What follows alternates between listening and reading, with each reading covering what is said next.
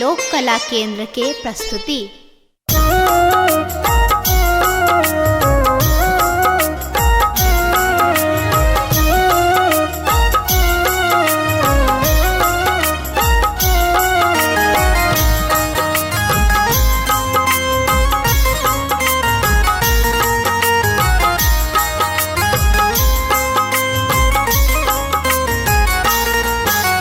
गे माए दौरी दौरी पूछथी गौरी शिव के देखलन कियो।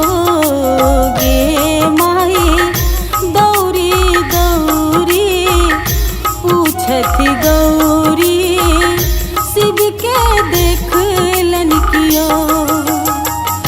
शिव के देखलन क्यों शिव के देखलन कियो। गे मारे दौरी दौरी पूछथी गौरी शिव के देखलन कियो।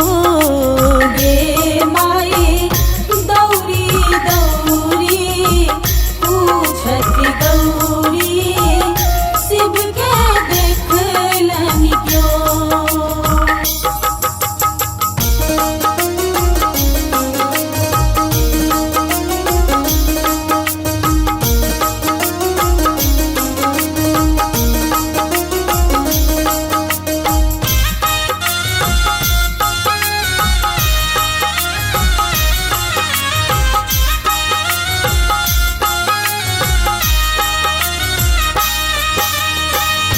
बारी झारी सगरो तकलो सबके पूछलो बजाय।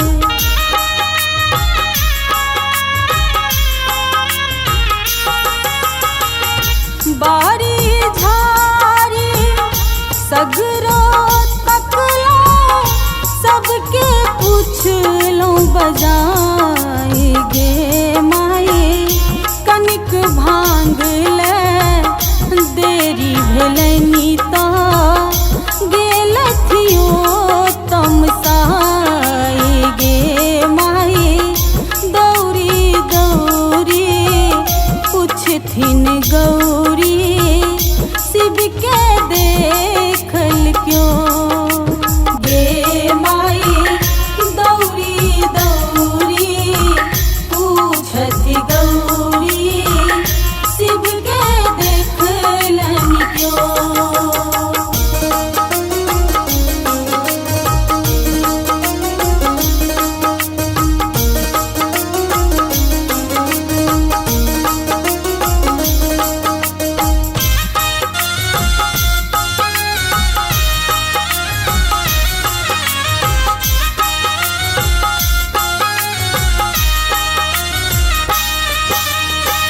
बस हाखू जल डोरी टूटल बान्हब तेकरा बजार।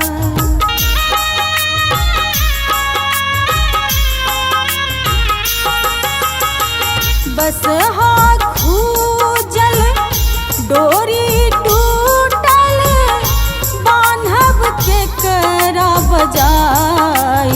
गे माए भाव न सोनी किनका सुनायब शिव मूरत जने जाय। गे माए दौरी दौरी पूछथिन गौरी शिव के